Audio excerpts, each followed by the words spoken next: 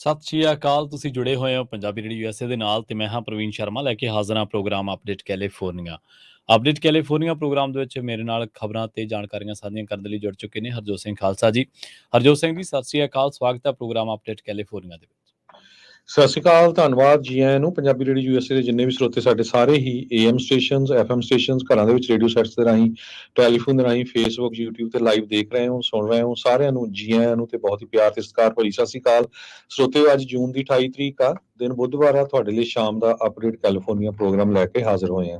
ਜੀ update California programme ਨੂੰ sponsor ਕਰਦੇ ਨੇ ਖਾਲਸਾ ਇੰਸ਼ੋਰੈਂਸ ਏਜੰਸੀ ਵਾਲੇ, ਜਿਨ੍ਹਾਂ ਦਾ ਤੁਸੀਂ ਹਰ ਤਰੀਕੇ ਦੀ ਇੰਸ਼ੋਰੈਂਸ ਲੈ ਸਕਦੇ ਹੋ। ਇੰਸ਼ੋਰੈਂਸ ਬਾਰੇ ਪਤਾ ਕਰਨ ਦੇ ਲਈ ਇਹਨਾਂ ਦਾ ਨੰਬਰ ਹੈ 408-272-2500। ਟਰਕੀਅਨ ਇਮੀਗ੍ਰੇਸ਼ਨ ਲਾ ਫਰਮ ਵਾਲੇ ਜੇ ਟਰਕੀਅਨ ਅਟਾਰਨੀ ਟਰਕੀਅਨਾਂ ਦੇ ਨਾਲ ਤੁਸੀਂ US ਇਮੀਗ੍ਰੇਸ਼ਨ ਬਾਬਤ ਕੋਈ ਵੀ ਸਲਾਹ ਕਰਨੀ ਹੈ, ਕੋਈ ਵੀ ਸਵਾਲ ਪੁੱਛਣਾ, ਤੇ ਉਹਨਾਂ ਦਾ ਨੰਬਰ ਹੈ 415-909-0503। ਅਮਰਜੀਤ ਸਿੰਘ ਫਰੈਜ਼ਨੋ, ਗੁਰਬਚਨ ਸਿੰਘ ਨਾਗਰਾ ਸੈਕਰਾਮੈਂਟੋ, ਪ੍ਰਿਤਪਾਲ ਸਿੰਘ ਸਿੱਧੂ ਲੋਹਾਰਾ ਫਰੈਜ਼ਨੋ, ਤਾਰਾ ਸਿੰਘ ਸੱਗੜ ਫਰੀਮੌਂਟ, ਹਰਿੰਦਰ ਪੀਨ ਸੈਨ ਹੋਜ਼ੇ।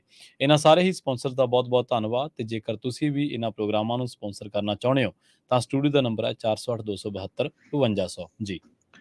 ਅੱਜ ਦੀਆਂ ਖਬਰਾਂ ਵੱਲ ਆਈਏ ਤੇ ਕੈਲੀਫੋਰਨੀਆ ਦੇ ਵਿੱਚ ਬਹੁਤ ਹੀ ਖਤਰਨਾਕ ਹੀਟ ਵੇਵ ਇਸ ਵੀਕਐਂਡ ਦੇ ਦੌਰਾਨ ਆ ਰਹੀ ਆ। ਕਹਿੰਦੇ ਭਈ ਫਸਟ ਮੇਜਰ ਹੀਟ ਵੇਵ ਆਊਗੀ, ਜਿਹਦੇ ਨਾਲ ਸੈਂਟਰਲ ਵੈਲੀ ਦੇ ਵਿੱਚ ਟੈਂਪਰੇਚਰ 110 ਡਿਗਰੀ ਤੱਕ ਪਹੁੰਚ ਜਾਊਗਾ। ਸੋ ਇਹ ਕਾਫੀ ਹਾਈ ਟੈਂਪਰੇਚਰ ਹੋਊਗਾ। ਫਰਾਈਡੇ ਤੋਂ ਲੈ ਕੇ ਸੰਡੇ ਤੱਕ ਟੈਂਪਰੇਚਰ 10 ਤੋਂ ਲੈ ਕੇ 15 ਡਿਗਰੀ ਅਬਵ ਐਵਰੇਜ ਰਹੂਗਾ। ਐਕਸਟ੍ਰੀਮ ਹੀਟ ਸਿਗਨੀਫੀਕੈਂਟਲੀ ਇਨਕਰੀਜ਼ ਹੁੰਦੀ ਹੈਗੀ ਆ, ਜਿਹਦੇ ਨਾਲ ਤੁਹਾਨੂੰ ਬਿਮਾਰ ਹੋਣ ਦੇ ਚਾਂਸ ਬਹੁਤ ਜ਼ਿਆਦਾ ਵੱਧ ਜਾਂਦੇ ਹੈਗੇ ਆ। ਸੋ ਉਸ ਤੋਂ ਬਚਣਾ ਚਾਹੀਦਾ ਹੈ। ਨੈਸ਼ਨਲ ਵੈਦਰ ਸਰਵਿਸ ਨੇ ਰੈਜ਼ੀਡੈਂਟਸ ਨੂੰ ਇਹ ਕਿਹਾ ਹੈ ਵੀ ਕੂਲਿੰਗ ਏਰੀਆਜ਼ ਦੇ ਵਿੱਚ ਰਹੋ, ਜਾਂ ਸਟਰੀਮ ਲੇਕਸ ਤੇ ਤੁਸੀਂ ਜਾ ਵੀ ਰਹੇ ਆ ਤੇ ਬਚ ਕੇ ਰਹੋ, ਕਿਉਂਕਿ ਸਨੋ ਬਹੁਤ ਪਿਘਲ ਰਹੀ ਆ। ਉਹਦੇ ਨਾਲ ਜੋ ਹੜ੍ਹ ਦੇ ਚਾਂਸ ਵੀ ਬਹੁਤ ਜ਼ਿਆਦਾ ਬਣੇ ਹੋਏ ਹੈਗੇ ਆ। ਸੋ ਗਰਮੀ ਦੇ ਵਿੱਚ ਬਾਹਰ ਨਾ ਘੁੰਮੋ। ਹੀਟ ਵਾਰਨਿੰਗ ਰੈਡਿੰਗ ਤੇ ਸ਼ਾਸਤਾ ਡੈਮ ਜੋ south of Edward air force base ਆ, ਇਸੇ ਤਰ੍ਹਾਂ ਸੈਕਰਾਮੈਂਟੋ, ਬੇਕਰਸਫੀਲਡ, ਟੁਲੈਰੀ ਤੇ ਮੋਡੈਸਟੋ ਏਰੀਏ, ਕਿੰਗ ਸਿਟੀ, ਸੈਨ ਹੋਜ਼ੇ, ਨੈਪਾ ਤੇ ਸੈਂਟਾ ਰੋਜ਼ਾ ਦੇ ਵਿੱਚ ਵੀ ਇਸ਼ੂ ਕੀਤੀ ਗਈ ਹੈਗੀ ਆ। ਕਹਿੰਦੇ ਵੀ 112 ਡਿਗਰੀ, 109 ਡਿਗਰੀ, 108 ਡਿਗਰੀ ਦਾ ਟੈਂਪਰੇਚਰ 1934, 50 ਤੇ 1951 ਦੇ ਵਿੱਚ ਸੈਟਅਪ ਹੋਇਆ ਸੀ। ਤੇ ਬੇਕਰਸਫੀਲਡ ਦੇ ਵਿੱਚ 112 ਡਿਗਰੀ ਵੀਰਵਾਰ ਨੂੰ ਟੈਂਪਰੇਚਰ ਹੋਊਗਾ, 111 ਡਿਗਰੀ ਸ਼ੁੱਕਰਵਾਰ ਨੂੰ ਤੇ 115 ਡਿਗਰੀ ਸੈਚਰਡੇ ਨੂੰ। ਇਹ ਕਾਫੀ ਜੋ ਟੈਂਪਰੇਚਰ ਆ ਹਾਈ ਹੈਗਾ ਆ।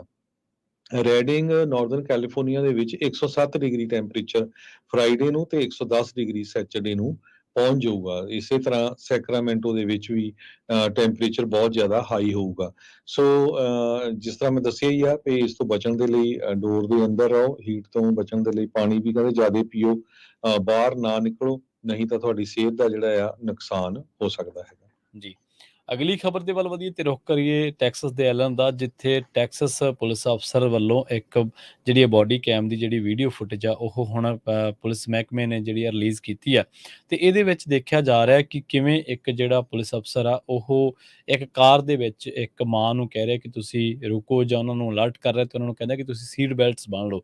ਇਹਦੇ ਨਾਲ ਹੀ ਫਿਰ ਜਿਹੜੀ ਗੋਲੀਬਾਰੀ ਹੈ, ਗੋਲੀਆਂ ਚੱਲਣੀਆਂ ਸ਼ੁਰੂ ਹੋ ਜਾਂਦੀਆਂ ਨੇ ਤੇ ਇਸ ਗੋਲੀਬਾਰੀ ਦੇ ਵਿੱਚ ਉਹ ਹਮਲਾਵਰ ਮਾਰਿਆ ਜਾਂਦਾ, ਜਿਹੜੇ ਹਮਲਾਵਰ ਨੇ ਪਿਛਲੇ ਦਿਨਾਂ ਦੇ ਵਿੱਚ ਖਾਸ ਕਰਕੇ 1 ਮਹੀਨਾ ਪਹਿਲਾਂ ਜਿਹੜਾ ਉਹ ਇੱਕ ਬਹੁਤ ਮਾੜੀ ਜਿਹੜੀ ਸ਼ੂਟਿੰਗ ਸੀਗੀ ਉਹਨੂੰ ਅੰਜਾਮ ਦਿੱਤਾ ਸੀਗਾ।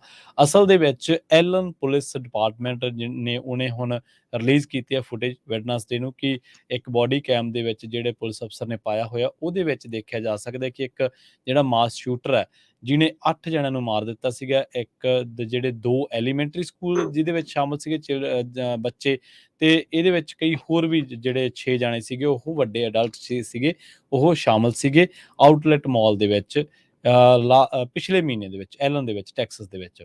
ਤਾਂ ਹੁਣ ਜਿਹੜਾ ਬੋਡੀ ਕੈਮ ਆ ਉਹਦੇ ਵਿੱਚ ਦੇਖਿਆ ਜਾ ਸਕਦਾ ਹੈ ਕਿ ਕਿਵੇਂ ਇੱਕ ਪੁਲਿਸ ਅਫਸਰ ਆਪਣੀ ਚੁਸਤੀ ਫੁਰਤੀ ਤੇ ਬਹਾਦਰੀ ਦੇ ਨਾਲ ਇਸ ਸ਼ੂਟਰ ਦਾ ਜਿਹੜਾ ਸਾਹਮਣਾ ਕਰਦਾ ਤੇ 3 ਜਣਿਆਂ ਨੂੰ ਜਿਹੜੇ ਉਹਨੂੰ ਸਾਹਮਣੇ ਦਿਖਦੇ ਨੇ ਤਾਂ ਉਹਨਾਂ ਨੂੰ ਸੀਟ ਬੈਲਟਾਂ ਬੰਨ੍ਹ ਕੇ ਕਾਰ ਦੇ ਵਿੱਚ ਹੀ ਜਦੋਂ ਰਹਿਣ ਦੀ ਆਵਾਜ਼ ਉਹ ਲਗਾਉਂਦਾ ਤੇ ਉਹ ਲੋਕ ਉਹਦੀ ਗੱਲ ਮੰਨ ਲੈਂਦੇ ਨੇ ਤੇ ਉਹਨਾਂ ਦੀ ਜਾਨ ਜਿਹੜੀ ਹੈ ਉਹ ਬਚ ਜਾਂਦੀ ਹੈ। ਮਰੀਸੀਓ ਗਾਰਸੀਆ 33 ਸਾਲ ਦਾ, ਇਹਦੇ ਕੋਲੇ AR-15 ਇੱਕ ਸਟਾਈਲ ਰਾਈਫਲ ਸੀਗੀ। ਜਦੋਂ ਇਹ ਪਾਰਕਿੰਗ ਦੇ ਵਿੱਚ ਖੜਾ ਸੀਗਾ ਤੇ ਉੱਥੇ ਇਹਨੇ ਵੱਡੀ ਗਿਣਤੀ ਜਿਹੜੇ ਲੋਕ ਆ ਉਹਨਾਂ ਨੂੰ ਆਪਣਾ ਨਿਸ਼ਾਨਾ ਬਣਾਉਣਾ ਸ਼ੁਰੂ ਕਰ ਦਿੱਤਾ ਸੀ।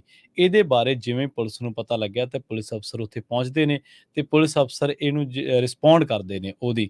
ਤਾਂ ਨਾਲ ਦੀ ਨਾਲ ਜਿਹੜੇ ਉਹਨਾਂ ਦੇ ਬੋਡੀ ਕੈਮ ਨੇ ਉਹਨਾਂ ਦੇ ਵਿੱਚ ਇਹ ਘਟਨਾ ਰਿਕਾਰਡ ਹੋ ਰਹੀ ਹੈ ਤੇ ਜਿਹੜੇ ਐਲਨ ਪੁਲਿਸ ਚੀਫ ਨੇ ਬ੍ਰਾਇਨ ਹਾਰਵੇ, ਉਹ ਆਪਣੀ ਸਟੇਟਮੈਂਟ ਦੇ ਵਿੱਚ ਇਹ ਗੱਲ ਕਹਿੰਦੇ ਨੇ ਕਿ ਸਾਨੂੰ ਇਸ ਗੱਲ ਦਾ ਬੜਾ ਮਾਣ ਹੈ ਕਿ ਇਹੋ ਜਿਹੇ ਲੋਕ, ਬਹਾਦਰ ਲੋਕ ਜਿਹੜੇ ਆਪਣੀ ਜਾਨ ਦੀ ਪਰਵਾਹ ਨਾ ਕਰਦੇ ਹੋਏ ਤੇ ਦੂਜਿਆਂ ਦੀ ਜਾਨ ਬਚਾਉਣ ਨੂੰ ਪਹਿਲ ਦਿੰਦੇ ਨੇ ਤੇ ਸਾਡੇ ਮਹਿਕਮੇ ਦੇ ਵਿੱਚ, ਸਾਡੇ ਡਿਪਾਰਟਮੈਂਟ ਦੇ ਵਿੱਚ ਹੈਗੇ ਨੇ।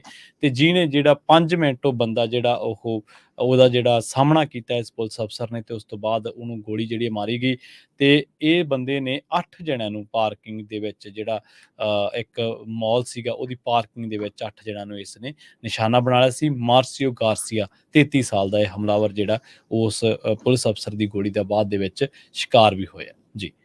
ਕੈਲੀਫੋਰਨੀਆ ਦੇ ਵਿੱਚ ਸਦਰਨ ਕੈਲੀਫੋਰਨੀਆ ਵਾਲੇ ਏਰੀਏ 'ਚ ਅੱਜ ਇੱਕ ਐਮਟ੍ਰੈਕ ਦੀ ਟ੍ਰੇਨ ਤੇ ਟਰੱਕ ਦਾ ਐਕਸੀਡੈਂਟ ਹੋ ਗਿਆ, ਜਿਹਦੇ ਨਾਲ 198 ਪੈਸੇਂਜਰਸ ਵਾਲੀ ਜੋ ਟ੍ਰੇਨ ਸੀ ਉਹ ਡੀਰੇਲ ਹੋ ਗਈ। ਲੱਕਲੀ ਕਿਸੇ ਦੇ ਸੱਟ ਨਹੀਂ ਲੱਗੀ ਹੈਗੀ। ਇਹ ਸਾਰਾ ਕੁਝ ਮੂਰ ਪਾਰਕ ਏਰੀਆ ਜੋ ਵੈਂਚਰਾ ਕਾਉਂਟੀ ਦੀ ਫਾਇਰ ਡਿਪਾਰਟਮੈਂਟ ਆ ਉਹਨਾਂ ਵੱਲੋਂ ਦੱਸਿਆ ਗਿਆ, ਉੱਥੇ ਵਾਪਰਿਆ। ਜੋ ਇਹ ਟਰੱਕ ਸੀਗਾ ਪਬਲਿਕ ਵਰਕਸ ਡਿਪਾਰਟਮੈਂਟ ਦਾ ਟਰੱਕ ਸੀ, ਉਹਦੇ ਜਿਹੜੇ ਪਾਰਟਸ ਆ ਬਹੁਤ ਦੂਰ ਦੂਰ ਤੱਕ ਫੈਲੇ ਦੇਖੇ ਗਏ ਹੈਗੇ ਆ। ਤੇ ਕਹਿੰਦੇ ਵੀ ਆਲ ਆਫ ਸਡਨ ਬਹੁਤ ਵੱਡਾ ਜਿਹੜਾ ਧਮਾਕਾ ਹੋਇਆ ਤੇ ਲੱਕਲੀ ਸਾਰੇ ਹੀ ਪੈਸੇਂਜਰਸ ਜੋ ਸੀ ਇਸ ਟ੍ਰੇਨ ਦੇ ਵਿੱਚ, ਜੋ ਲਾਸ ਐਂਜਲਸ ਤੋਂ ਸਿਆਟਲ ਨੂੰ ਜਾ ਰਹੀ ਸੀ, ਉੱਥੋਂ ਨਿਕਲ ਗਏ ਤੇ ਕਿਸੇ ਦੇ ਕੋਈ ਜ਼ਿਆਦਾ ਸੱਟ ਚੋਟ ਨਹੀਂ ਆਈ। ਸੋ ਲੱਕਲੀ ਜੋ ਵੈਂਚਰਾ ਕਾਉਂਟੀ ਸਟਾਰ ਦੇ ਮੁਤਾਬਕ ਜੋ ਪੁਲਿਸ ਚੀਫ ਆ ਉੱਥੇ ਦੇ ਲੋਕਲ ਉਹ ਕਹਿ ਰਹੇ ਆ ਵੀ ਇਹ ਤਾਂ ਬਹੁਤ ਬੁਰਾ ਹੋ ਸਕਦਾ ਸੀ ਤੇ ਸਾਡੀ ਕਿਸਮਤ ਚੰਗੀ ਰਹੀ ਪਈ, ਕਿਸੇ ਦਾ ਇੰਨਾ ਜ਼ਿਆਦਾ ਨੁਕਸਾਨ ਨਹੀਂ ਹੋਇਆ। 198 ਪੈਸੇਂਜਰ ਤੇ 13 ਕ੍ਰਿਊ ਮੈਂਬਰ ਔਨ ਬੋਰਡ ਸੀਗੇ, ਉਹਨਾਂ ਨੂੰ ਇਵੈਕੂਏਟ ਕੀਤਾ ਗਿਆ ਹੈਗਾ ਤੇ ਹੋਰ ਟ੍ਰੇਨ ਦੇ ਰਾਹੀਂ ਭੇਜਿਆ ਗਿਆ। ਮੂਰ ਪਾਰਕ ਇੱਕ ਛੋਟਾ ਜਿਹਾ ਸ਼ਹਿਰ ਆ 35,000 ਲੋਕਾਂ ਦੀ ਪੋਪੂਲੇਸ਼ਨ ਵਾਲਾ, ਜੋ ਕਿ 50 mile north west of downtown Los Angeles ਆ। ਜੀ ਜੀ। ਅਗਲੀ ਖਬਰ ਦੇ ਵੱਲ ਵਧੀਏ ਤੇ ਰੁਖ ਕਰੀਏ ਆਪਾਂ ਹਾਈਵੇ 99 ਦਾ। ਇੱਥੇ ਜਿਹੜਾ ਮੈਂਟੀਕਾ ਦੇ ਇਲਾਕਿਆਂ ਦੇ ਵਿੱਚ ਜਿਹੜਾ ਟ੍ਰੈਫਿਕ ਆ ਉਹ ਕਾਫੀ ਟਾਈਮ ਜਿਹੜਾ ਉਹ ਸਲੋ ਰਿਹਾ, ਕਿਉਂਕਿ ਇੱਥੇ ਕਾਫੀ ਜਿਹੜੀਆਂ ਘੱਟੋ ਘੱਟ 5 ਜਿਹੜੇ ਵਹੀਕਲਸ ਨੇ, 5 ਜਿਹੜੀਆਂ ਗੱਡੀਆਂ ਨੇ ਉਹ ਆਪਸ ਦੇ ਵਿੱਚ ਟਕਰਾ ਗਈਆਂ ਸਨ। ਤੇ ਇਹ ਸਵੇਰ ਦੀ ਗੱਲ ਆ ਤੇ ਜਦੋਂ ਪੁਲਿਸ ਨੂੰ ਇਹਦੇ ਬਾਰੇ ਪਤਾ ਲੱਗਿਆ ਸੀ ਤਾਂ ਉਸ ਤੋਂ ਬਾਅਦ ਜਿਹੜੀਆਂ ਲੇਨਸ ਸੀਗੀਆਂ ਉਹ ਬਲੌਕ ਰਹੀਆਂ ਕਾਫੀ ਟਾਈਮ।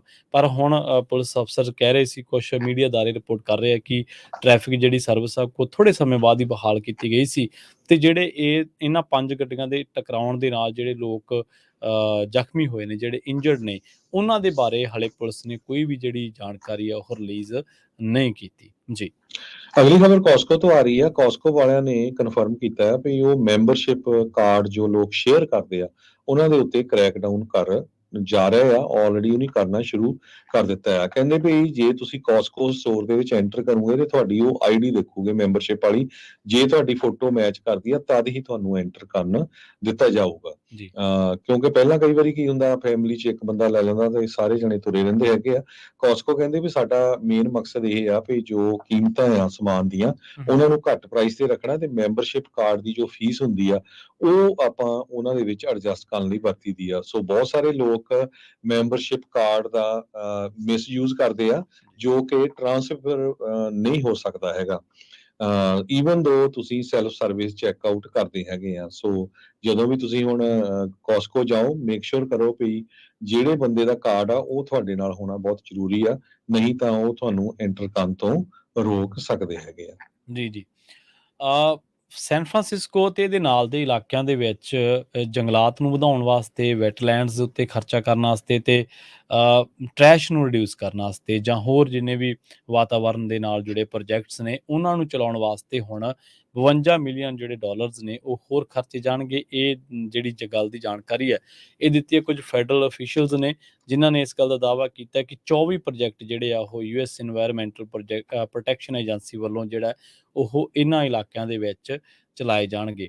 ਨਾਲ ਹੀ ਉਹਨਾਂ ਨੇ ਕਿਹਾ ਕਿ ਈਸਟ ਵੇ ਤੇ ਹੋਰ ਜਿਹੜੇ ਹੋਮਲੈਸਨੈਸ ਕਰਕੇ ਜਿਹੜੀਆਂ ਹੋਰ ਦਿੱਕਤਾਂ ਨੇ ਸੈਨ ਹੋਜ਼ੇ ਦੇ ਵਿੱਚ, ਕਰੀਕਸ ਦੇ ਵਿੱਚ ਤੇ ਹੋਰ ਜਿਹੜੀਆਂ ਜਿਹੜੇ ਇਲਾਕੇ ਨੇ, ਉਹਨਾਂ ਦੇ ਵਿੱਚ ਵੀ ਸਾਨੂੰ ਜਿਹੜਾ ਇਹ ਪੈਸੇ ਆ ਉਹ ਖਰਚੇ ਜਾਣਗੇ ਤੇ ਇਹ ਜਿਹੜੀ ਫੰਡਿੰਗ ਹੈ ਇਹਨੂੰ ਕਾਂਗਰਸ ਵੱਲੋਂ ਅਪਰੂਵ ਕਰ ਦਿੱਤਾ ਗਿਆ ਤੇ ਇਹਨੂੰ ਇਹ ਕਿਹਾ ਗਿਆ ਹੈ ਕਿ ਆਉਣ ਵਾਲੇ 20 ਸਾਲਾਂ ਦੇ ਵਿੱਚ ਇੱਕ ਪ੍ਰੋਗਰਾਮ ਹੈ ਜਿਹੜਾ ਉਹਦੇ ਤਹਿਤ ਫੈਡਰਲ ਦੀ ਜਿਹੜੀ ਸਪੈਂਡਿੰਗ ਹੈ ਇਹਨਾਂ ਇਲਾਕਿਆਂ ਦੇ ਵਿੱਚ, ਸੈਨ ਫਰਾਂਸਿਸਕੋ ਜਾਂ ਹੋਰ ਬੇ ਪ੍ਰੋਜੈਕਟ ਜਿੰਨੇ ਵੀ ਨੇ, ਉਹਨਾਂ ਦੇ ਵਿੱਚ ਆਏ ਸਾਲ ਉਹ ਕਹਿੰਦੇ ਕਿ ਅਸੀਂ $5 ਮਿਲੀਅਨ ਜਿਹੜੇ ਆ ਇਹਦੇ ਵਿੱਚ ਇਜ਼ਾਫਾ ਕਰਾਂਗੇ ਤਾਂ ਜੋ ਇਹਨਾਂ ਇਲਾਕਿਆਂ ਦੀ ਬਿਹਤਰੀ ਵਾਸਤੇ ਕੰਮ ਜਿਹੜਾ ਉਹ ਕੀਤਾ ਜਾ ਸਕੇ। ਜਿੰਨੇ ਵੀ ਇਨਵਾਇਰਮੈਂਟਲ ਗਰੁੱਪਸ ਨੇ ਇਹਨਾਂ ਇਲਾਕਿਆਂ ਦੇ ਵਿੱਚ ਕੰਮ ਕਰਦੇ, ਉਹਨਾਂ ਨੇ ਕਾਂਗਰਸ ਨੂੰ ਇਸ ਵਾਸਤੇ ਬਹੁਤ ਜ਼ੋਰ ਪਾਇਆ ਸੀਗਾ ਕਿ ਇੱਥੇ ਤੁਸੀਂ ਜਿੰਨੇ ਵੀ ਪੈਸੇ ਖਰਚਣੇ ਵੱਖ-ਵੱਖ ਪ੍ਰੋਜੈਕਟਾਂ ਦੇ ਤਹਿਤ, ਵੱਖ-ਵੱਖ ਫੰਡਿੰਗ ਦੇ ਜ਼ਰੀਏ, ਤਾਂ ਉਹ ਤੁਸੀਂ ਪੈਸਾ ਇੱਥੇ ਜ਼ਰੂਰ ਖਰਚੋ। ਤਾਂ ਹੁਣ ਕਹਿੰਦੇ ਕਿ ਫੈਡਰਲ ਮਨੀ ਨੇ ਫੈਡਰਲ ਜਿਹੜੇ ਜਿੰਨੇ ਵੀ ਪ੍ਰੋਗਰਾਮਸ ਨੇ ਉਹਨਾਂ ਦੇ ਤਹਿਤ ਹੁਣ ਆਉਣ ਵਾਲੇ ਦਿਨਾਂ ਦੇ ਵਿੱਚ 52 ਮਿਲੀਅਨ ਤਾਂ ਉਹ ਨੇ ਜਿਹੜੇ ਅਪਰੂਵ ਹੋ ਚੁੱਕੇ ਨੇ ਤੇ ਜਿਨ੍ਹਾਂ ਦੇ ਨਾਲ ਆਉਣ ਵਾਲੇ ਕੁਝ ਸਮੇਂ ਦੇ ਵਿੱਚ ਕੰਮ ਕਰਨਾ ਜਿਹੜਾ ਉਹ ਸ਼ੁਰੂ ਹੋ ਜਾਊਗਾ। ਇਹਨਾਂ ਇਲਾਕਿਆਂ ਦੇ ਵਿੱਚ ਵਸਦੇ ਜਿਹੜੇ ਲੋਕ ਨੇ, ਖਾਸ ਕਰਕੇ ਜਿਹੜੇ ਵਾਤਾਵਰਨ ਪ੍ਰੇਮੀ ਨੇ, ਉਹਨਾਂ ਨੇ ਇਸ ਚੀਜ਼ ਦੇ ਲਈ ਕਾਂਗਰਸ ਉੱਤੇ ਕਾਫੀ ਜਿਹੜਾ ਦਬਾਅ ਉਹ ਪਾਇਆ ਸੀਗਾ। ਜੀ ਜੀ ਅਗਲੀ ਖਬਰ ਵਿੱਚ ਚਲੀਏ। ਡੋਰਡੈਸ਼ ਕੰਪਨੀ ਨੇ ਅਨਾਉਂਸ ਕੀਤਾ ਹੈ ਕਿ ਉਹ ਮਿਨੀਮਮ ਆਵਰਲੀ ਵੇਜ ਸੈੱਟ ਕਰਨ ਜਾ ਰਿਹਾ ਹੈ ਡਰਾਈਵਰਸ ਦੇ ਲਈ।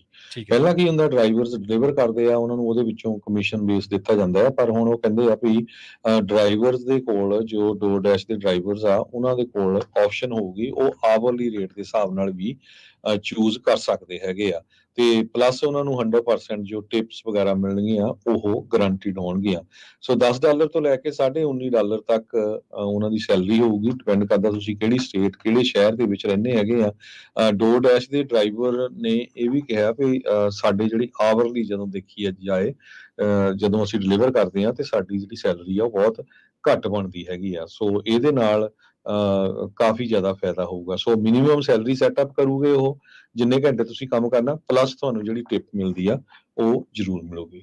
ਜੀ, ਸੈਕਰਾਮੈਂਟੋ ਦੇ ਵਿੱਚ ਲੰਘੀ ਦਿਨੀ ਇੱਕ ਗੈਂਗ ਰਿਲੇਟਡ ਸ਼ੂਟਿੰਗ ਦੀ ਵਾਰਦਾਤ ਵਾਪਰੀ ਸੀ, ਜਿਹਦੇ ਵਿੱਚ ਇੱਕ 17 ਸਾਲਾਂ ਦਾ ਜਿਹੜਾ ਨੌਜਵਾਨ ਆ ਉਹ ਮਾਰਿਆ ਗਿਆ ਸੀ। ਹੁਣ ਇਸ ਮਾਮਲੇ ਦੇ ਵਿੱਚ ਇੱਕ 28 ਸਾਲਾਂ ਦੇ ਬੰਦੇ ਨੂੰ, ਜਿਹਦਾ ਨਾਂ ਦੱਸਿਆ ਗਿਆ ਰਫੇਲ ਰੈਮੇਜ਼, ਉਹਨੂੰ ਅਰੈਸਟ ਕੀਤਾ ਗਿਆ ਤੇ ਇਸ ਦੇ ਉੱਤੇ ਜਿਹੜਾ ਚਾਰਜ ਲਾਏ ਗਏ ਨੇ ਉਹ ਕਤਲ ਦੇ ਦੋਸ਼ ਜਿਹੜੇ ਆ, ਚਾਰਜ ਵਿਦ ਮਰਡਰ ਜਿਹੜਾ ਇਹਨੂੰ ਅਰੈਸਟ ਕੀਤਾ ਗਿਆ ਤੇ ਦੱਸਿਆ ਜਾ ਰਿਹਾ ਕਿ ਇਸੇ ਮਾਮਲੇ ਦੇ ਵਿੱਚ ਚੱਲਦਿਆਂ 5 ਜਾਣੇ ਹੋਰ ਜਿਹੜੇ ਆ ਉਹ ਡਿਟੇਨ ਕੀਤੇ ਗਏ ਆ, ਪਰ ਉਹਨਾਂ ਦੇ ਉੱਤੇ ਅਰੈਸਟ ਨਹੀਂ ਪਾਈ ਗਈ ਤੇ ਹਲੇ ਪੁਲਿਸ ਨੇ ਇਹ ਨਹੀਂ ਦੱਸਿਆ ਕਿ ਇਹਨਾਂ ਦੀ ਅਰੈਸਟ ਪਾਈ ਜਾਊਗੀ ਕਿ ਨਹੀਂ। ਤੇ ਇਹ ਦੱਸਦੇ ਚੱਲੇ ਕਿ ਹੈਲਮਸਡੇਲ ਦੇ ਜਿਹੜੇ ਡਰਾਈਵ ਆ, ਉੱਥੇ ਤੇ ਵਿੰਟੇਜ ਪਾਰਕ ਦੇ ਇਲਾਕਿਆਂ ਦੇ ਵਿੱਚ ਇਹ ਜਿਹੜੀ ਗੈਂਗ ਵਾਰ ਆ ਇਹ ਹੋਈ ਸੀਗੀ ਤੇ ਇਹਦੇ ਵਿੱਚ ਇੱਕ 17 ਸਾਲ ਦਾ ਜਿਹੜਾ ਮੁੰਡਾ ਸੀਗਾ ਉਹ ਮਾਰਿਆ ਗਿਆ ਸੀਗਾ। ਦੱਸਦੇ ਆ ਕਿ ਜਿਹੜੀ ਸੈਕਰਾਮੈਂਟੋ ਕਾਉਂਟੀ ਦੇ ਵਿੱਚ ਜਿਹੜੀਆਂ ਹੋਰ ਲੁੱਟ ਖੋਹ ਦੀਆਂ ਵਾਰਦਾਤਾਂ ਨੇ ਜਾਂ ਹੋਰ ਜਿਹੜੀਆਂ ਨਸ਼ੇ ਦੇ ਜਿਹੜੇ ਕਾਰਟਲ ਨੇ, ਉਹਨਾਂ ਦੇ ਵਿੱਚ ਇਹਨਾਂ ਲੋਕਾਂ ਦੀ ਕਾਫੀ ਜਿਹੜੀ ਇਨਵੋਲਵਮੈਂਟ ਆ, ਉਹਦੇ ਸ਼ੱਕ ਪ੍ਰਗਟਾਏ ਜਾ ਰਹੇ ਨੇ ਤੇ ਇਹ ਜਿਹੜੀ ਕਾਉਂਟੀ ਦੀ ਸਵੈਟ ਟੀਮ ਹੈ, ਉਹਨਾਂ ਨੇ ਇਸ ਗੈਂਗ ਦੇ ਵਿੱਚੋਂ ਕਈ ਬੰਦਿਆਂ ਨੂੰ ਜਿਹੜਾ ਉਹ ਡਿਟੇਨ ਕੀਤਾ ਸੀਗਾ। ਪਰ ਇਹ ਜਿਹੜਾ ਜਿਸ ਦੀ ਉਮਰ 28 ਸਾਲ ਦੱਸੀ ਗਈ ਹੈ ਤੇ ਰਫੇਲ ਰਮੀਜ਼ ਜਿਹਦਾ ਨਾਮ ਦੱਸਿਆ ਗਿਆ, ਇਹ ਬੰਦੇ ਉੱਤੇ ਦੋਸ਼ ਹੈ ਕਿ ਉਹਨੇ ਹੀ 17 ਸਾਲ ਦੇ ਮੁੰਡੇ ਨੂੰ ਗੋਲੀਆਂ ਮਾਰ ਕੇ ਮਾਰਿਆ ਸੀਗਾ। ਆਪਾਂ ਅਕਸਰ ਹੀ ਜ਼ਿਕਰ ਕਰਦੇ ਰਹਿੰਦੇ ਕਿ ਸੈਕਰਾਮੈਂਟੋ ਦੇ ਵਿੱਚ ਅਕਸਰ ਹੀ ਕ੍ਰਾਈਮ ਦੀਆਂ ਜਿਹੜੀਆਂ ਵੱਧਦੀਆਂ ਵਾਰਦਾਤਾਂ, ਉਹਦੇ ਕਰਕੇ ਲੋਕ ਜਿਹੜੇ ਆ ਉਹ ਚਿੰਤਾਵਾਂ ਦੇ ਵਿੱਚ ਰਹਿੰਦੇ ਆ। ਜੀ ਜੀ ਅਗਲੀ ਖਬਰ ਚਲੀਏ। ਅੱਜ ਫੈਡਰਲ ਰਿਜ਼ਰਵ ਬੋਰਡ ਨੇ ਕਿਹਾ ਆ ਵੀ ਉਹਨਾਂ ਨੇ ਜੋ ਐਨੂਅਲ ਬੈਂਕ ਸਟ੍ਰੈਸ ਟੈਸਟ ਲਿਆ ਆ, ਉਹਦੇ ਮੁਤਾਬਕ ਕਹਿੰਦੇ ਵੀ ਜੇ ਵੱਡਾ ਰਿਸੈਸ਼ਨ ਆ ਵੀ ਜਾਂਦਾ ਆ, ਸੀਰੀਅਸ ਸਵੀਅਰ ਰਿਸੈਸ਼ਨ ਆ ਜਾਂਦਾ ਆ, ਤੇ ਜੋ ਬੈਂਕਾਂ ਆ ਉਹ ਫੇਲ ਨਹੀਂ ਹੋਣਗੀਆਂ ਤੇ ਉਹ ਹਾਊਸ ਹੋਲਡ ਤੇ ਬਿਜ਼ਨੈਸਿਸ ਨੂੰ ਮਨੀ ਲੈਂਡ ਕਰਦੀਆਂ ਰਹਿਣਗੀਆਂ। ਈਵਨ ਦੋ ਜੋ ਬਿਜ਼ਨੈਸਿਸ ਆ, ਕਿਉਂਕਿ ਫੈਡਰਲ ਰਿਜ਼ਰਵ ਬੋਰਡ ਦੇ ਚੇਅਰਮੈਨ ਜਰੋਮੀ ਪਾਵਲ ਉਹਨਾਂ ਨੇ ਇਹ ਕਿਹਾ ਵੀ ਘੱਟੋ ਘੱਟ 2 ਵਾਰ ਉਹ ਇੰਟਰਸਟ ਰੇਟ ਇਸ ਸਾਲ ਦੇ ਵਿੱਚ ਹੋਰ ਇਨਕਰੀਜ਼ ਕਰਨਗੇ। ਸੋ ਕਰ ਸਕਦੇ ਨਹੀਂ, ਕਹਿੰਦੇ ਕਰਨਗੇ, ਪਰ ਇਹਦੇ ਨਾਲ ਜੋ ਬਿਜ਼ਨੈਸਿਸ ਆ ਉਹਨਾਂ ਨੂੰ ਕਹਿੰਦੇ ਬਹੁਤ ਜ਼ਿਆਦਾ ਹਰਟ ਹੋਊਗਾ। 38% ਦੇ ਕਰੀਬ ਬਿਜ਼ਨੈਸਿਸ ਹਰਟ ਹੋਣਗੇ, ਕਿਉਂਕਿ ਉਹਨਾਂ ਦੀਆਂ ਜੋ ਲੈਂਡਿੰਗ ਦੇ ਲਈ ਉਹਨਾਂ ਨੇ ਜੋ ਪੈਸੇ ਲੈਣੇ ਆ, ਲੋਨ ਲੈਣਾ ਆ, ਉਹਨਾਂ ਦੀਆਂ ਜੋ ਪੇਮੈਂਟਸ ਆ ਬਹੁਤ ਜ਼ਿਆਦਾ ਵੱਧ ਜਾਣਗੀਆਂ, ਇੰਟਰਸਟ ਰੇਟ ਹਾਈ ਹੋਊਗਾ। ਸੋ ਉਹਦੇ ਨਾਲ ਬਿਜ਼ਨੈਸਿਸ ਕਾਫੀ ਸਲੋ ਹੋ ਸਕਦੇ ਆ ਤੇ ਹੋਰ ਜ਼ਿਆਦਾ ਲੇ ਆਫਸ ਵੀ ਹੋ ਸਕਦੀਆਂ, ਕਿਉਂਕਿ ਫੈਡਰਲ ਰਿਜ਼ਰਵ ਬੋਰਡ ਇਹ ਕਹਿ ਰਿਹਾ ਵੀ ਅਸੀਂ ਇਨਫਲੇਸ਼ਨ ਨੂੰ 2% ਤੇ ਲੈ ਕੇ ਆਉਣਾ ਹੈਗਾ ਆ। ਹਾਲਾਂਕਿ ਉਹ ਕਹਿ ਰਿਹਾ ਵੀ 4 ਤੇ ਆ ਗਿਆ, ਪਰ ਆਮ ਕਿਸੇ ਵੀ ਬੰਦੇ ਨਾਲ ਗੱਲ ਕਰਕੇ ਦੇਖੋ, ਤੁਹਾਨੂੰ ਲੱਗਦਾ ਨਹੀਂ ਹੈ ਵੀ ਜੋ ਇਨਫਲੇਸ਼ਨ ਆ ਇੰਨੀ ਘਟ ਗਈ ਹੈਗੀ ਆ, ਕਿਉਂਕਿ ਜੋ ਚੀਜ਼ਾਂ ਦੀਆਂ ਕੀਮਤਾਂ ਆ ਉਹ ਹਜੇ ਵੀ ਬਹੁਤ ਜ਼ਿਆਦਾ ਇਸ ਟਾਈਮ ਦੇ ਉੱਤੇ ਹੈਗੀਆਂ ਆ। ਕਮਰਸ਼ੀਅਲ ਰੀਅਲ ਸਟੇਟ ਦੇ ਉੱਤੇ ਕਾਫੀ ਜ਼ਿਆਦਾ ਲਾਸ ਹੋਊਗਾ, ਰੈਜ਼ੀਡੈਂਸ਼ੀਅਲ ਤੇ ਵੀ ਹੋਊਗਾ, ਪਰ ਕਮਰਸ਼ੀਅਲ ਰੀਅਲ ਸਟੇਟ ਤੇ ਇਹਦਾ ਜਿਹੜਾ ਆ ਕਾਫੀ ਅਸਰ ਪੈਣ ਜਾ ਰਿਹਾ ਹੈਗਾ ਜੀ। ਅਗਲੀ ਖਬਰ ਦੇ ਵੱਲ ਵਧੀਏ ਤੇ ਰੁਖ ਕਰੀਏ ਆਪਾਂ ਸਿਟਰਸ ਹਾਈਟਸ ਦਾ, ਜਿੱਥੇ ਇੱਕ ਬੰਦਾ ਮਾਰਿਆ ਗਿਆ, ਪੈਡੈਸਟਰੀਅਨ ਜਿਹੜਾ ਉਹ ਮਾਰਿਆ ਗਿਆ ਜਦੋਂ ਉਹਨੂੰ ਇੱਕ ਵਹੀਕਲ ਨੇ ਹਿੱਟ ਕੀਤਾ ਸੈਕਰਾਮੈਂਟੋ ਕਾਉਂਟੀ ਦੇ ਇਲਾਕਿਆਂ ਦੇ ਵਿੱਚ ਹੀ। ਮੈਟਰੋਪੋਲੀਟਨ ਜਿਹੜੀ ਫਾਇਰ ਡਿਸਟ੍ਰਿਕਟ ਆ, ਉਹਨੇ ਇਹ ਦੱਸਿਆ ਕਿ ਇਹ ਜਿਹੜਾ ਕ੍ਰੈਸ਼ ਵਾਪਰਿਆ, ਜਿਹੜਾ ਸੜਕ ਹਾਦਸਾ ਵਾਪਰਿਆ, ਇਹ ਐਂਟੀਲੋਪ ਰੋਡ ਤੇ ਅਬਰਨ ਜਿਹੜੀ ਬੁਲੇਵਾਰਡ ਹੈਗੀ ਆ ਸਿਟਰਸ ਹਾਈਟ ਦੇ ਨੇੜੇ, ਉੱਥੇ ਵਾਪਰਿਆ ਇਹ। ਤੇ ਉਹ ਜਿਹੜਾ ਬੰਦਾ ਉਹ ਮੌਕੇ ਤੇ ਥਾਂ ਜਿਹੜਾ ਮਾਰਿਆ ਗਿਆ ਸੀ, ਜਦੋਂ ਉਸਨੂੰ ਇੱਕ ਤੇਜ਼ ਰਫ਼ਤਾਰ ਗੱਡੀ ਨੇ ਜਿਹੜੀ ਟੱਕਰ ਮਾਰੀ ਸੀ। ਪਤਾ ਇਹ ਲੱਗਿਆ ਕਿ ਇਸ ਮਾਮਲੇ ਦੇ ਵਿੱਚ ਜਿਹੜੀ ਕਾਰ ਨੂੰ ਚਲਾ ਰਿਹਾ ਬੰਦਾ ਸੀਗਾ, ਉਹਦੇ ਬਾਰੇ ਕਿਹਾ ਜਾ ਰਿਹਾ ਕਿ ਉਹਨੇ ਸ਼ਰਾਬ ਪੀਤੀ ਹੋਈ ਸੀ ਤੇ ਉਹਨੇ ਟ੍ਰੈਫਿਕ ਲਾਈਟਸ ਨੂੰ ਦੇਖਿਆ ਨੀਗਾ, ਤੇ ਇਹ ਉਹਦੀ ਅਣਗਹਿਲੀ ਕਰਕੇ ਇੱਕ ਬੰਦੇ ਦੀ ਜਿਹੜੀ ਜਾਨ ਆ ਉਹ ਚਲੀ ਗਈ ਹੈ। ਫਿਲਹਾਲ ਇਹ ਜਿਹੜਾ ਵਿਕਟਮ ਹੈ, ਇਹਦੀ ਜਿਹੜੀ ਪਛਾਣ ਹੈ ਉਹ ਪੁਲਿਸ ਨੇ ਜੱਗ ਜ਼ਾਹਰ ਨਹੀਂ ਕੀਤੀ, ਪਰ ਹਾਂ ਇੰਨਾ ਜ਼ਰੂਰ ਹੈ ਕਿ ਇਹ ਜਿਹੜਾ ਡਰਾਈਵਰ ਸੀਗਾ, ਬਾਅਦ ਦੇ ਵਿੱਚ ਪੁਲਿਸ ਨੇ ਇਹਨੂੰ ਡਿਟੇਨ ਜਿਹੜਾ ਉਹ ਜ਼ਰੂਰ ਕਰ ਲਿਆ ਸੀ। ਇਸ ਹਾਦਸੇ ਤੋਂ ਥੋੜ੍ਹੇ ਟਾਈਮ ਬਾਅਦ ਜਿਹੜਾ ਇਸ ਬੰਦੇ ਨੂੰ ਪੁਲਿਸ ਨੇ ਅਰੈਸਟ ਕਰ ਲਿਆ ਸੀਗਾ, ਗ੍ਰਿਫਤਾਰ ਕਰ ਲਿਆ ਸੀ। ਪਰ ਜਿਹੜਾ ਦੂਜਾ ਸੀ ਵਿਕਟਮ ਹੈ ਜਿਹੜਾ, ਉਹ ਉੱਥੇ ਥਾਂ ਹੀ ਉਹਦੀ ਜਿਹੜੀ ਜਾਨ ਆ ਉਹ ਚਲੀ ਗਈ। ਦੋਸ਼ ਇਹ ਵੀ ਲੱਗ ਰਹੇ ਨੇ ਕਿ ਆਫਿਸਰ ਜਿਹੜੇ ਨੇ ਉਹਨੂੰ ਉੱਥੇ ਹੀ ਲਾਈਫ ਸੇਵਿੰਗ ਐਫਰਟਸ ਕਰਦੇ ਰਹੇ ਕਿ ਉਹਨੂੰ ਬਚਾਇਆ ਜਾ ਸਕੇ, ਪਰ ਜੇਕਰ ਉਹਨੂੰ ਨਾਲ ਦੀ ਨਾਲ ਹਸਪਤਾਲ ਪਹੁੰਚਾਇਆ ਜਾਂਦਾ ਤਾਂ ਹੋ ਸਕਦਾ ਉਹਦੀ ਜਾਨ ਜਿਹੜੀ ਹੈ ਬਚ ਸਕਦੀ ਸੀ, ਪਰ ਹਸਪਤਾਲ ਜਾਂਦਿਆਂ ਥੋੜ੍ਹੀ ਦੇਰ ਲੱਗਣ ਕਰਕੇ ਉਹ ਜਿਹੜਾ ਇਨਸਾਨ ਆ ਉਹ ਇਸ ਹਾਦਸੇ ਦੇ ਵਿੱਚ ਸਰਵਾਈਵ ਨਹੀਂ ਕਰ ਸਕਿਆ ਜੀ। ਤੇ ਸਟਾਕ ਮਾਰਕੀਟ ਦੀ ਗੱਲ ਕਰਦੇ ਜਾਈਏ ਤੇ ਅੱਜ ਡਾਓ ਜੋਨ ਇੰਡਸਟਰੀਅਲ 74.08 ਡਾਊਨ ਗਿਆ ਤੇ ਕਲੋਜ਼ ਹੋਇਆ 33,852 ਤੇ ਜੀ ਤੇ S&P ਇੰਡੈਕਸ ਵੀ ਕਲੋਜ਼ ਹੋਇਆ 4376 ਤੇ ਨੈਸਡੈਕ ਥੋੜਾ ਜਿਹਾ ਅੱਪ ਗਿਆ, ਕਲੋਜ਼ ਹੋਇਆ 13,591 ਤੇ। ਜੋ ਜਰੋਮੀ ਪਾਵਲ ਆ ਫੈਡਰਲ ਰਿਜ਼ਰਵ ਬੋਰਡ ਦੇ, ਉਹਨਾਂ ਦੀ ਸਟੇਟਮੈਂਟ ਤੋਂ ਬਾਅਦ ਜਿਹੜਾ ਸਟਾਕ ਮਾਰਕੀਟ ਤੇ ਕਾਫੀ ਅਸਰ ਪਿਆ ਵੀ ਮੋਨਿਟਰੀ ਜੋ ਕੰਡੀਸ਼ਨਸ ਆ ਜੀ ਉਹ ਕਾਫੀ ਜ਼ਿਆਦਾ ਹਾਰਡ ਹੋਣਗੀਆਂ। ਜੀ ਜੀ ਸੋ ਇਸ ਦੇ ਨਾਲ ਹੀ ਜੀ ਜੀ ਤੇ ਆਪਾਂ ਕਰੰਸੀ ਦੀ ਵੀ ਗੱਲ ਕਰਦੇ ਜਾਈਏ, ਇੱਕ US ਡਾਲਰ ਦੇ ਬਰਾਬਰ ਹੈ 82 ਰੁਪਏ 3 ਸੈਂਟ, 82 ਰੁਪਏ ਤੇ 3 ਪੈਸੇ ਇੰਡੀਆ ਦੇ। ਇੱਕ US ਡਾਲਰ ਦੇ ਬਰਾਬਰ ਪਾਕਿਸਤਾਨ ਦੇ ਰਹੇ ਆ 286 ਰੁਪਏ ਤੇ 50 ਪੈਸੇ। ਇੱਕ US ਡਾਲਰ ਦੇ ਬਰਾਬਰ ਕੈਨੇਡਾ ਦੇ ਰਹੇ ਆ $1 ਤੇ 32 ਸੈਂਟ। ਹੁਣ ਸਰੋਤਿਆਂ ਤੋਂ ਇਜਾਜ਼ਤ ਲੈਂਦੇ ਆ, ਮੇਰੇ ਹਰਜੋਤ ਸਿੰਘ ਵੱਲੋਂ ਤੇ ਪ੍ਰਵੀਨ ਸ਼ਰਮਾ ਵੱਲੋਂ ਤੁਹਾਨੂੰ ਸਾਰਿਆਂ ਨੂੰ ਬਹੁਤ ਹੀ ਪਿਆਰ ਤੇ ਸਤਿਕਾਰ ਭਰੀ ਸਤਿ ਸ੍ਰੀ ਅਕਾਲ ਤੇ ਸੁਣਦੇ ਰਹੋ ਪੰਜਾਬੀ ਰੇਡੀਓ USA।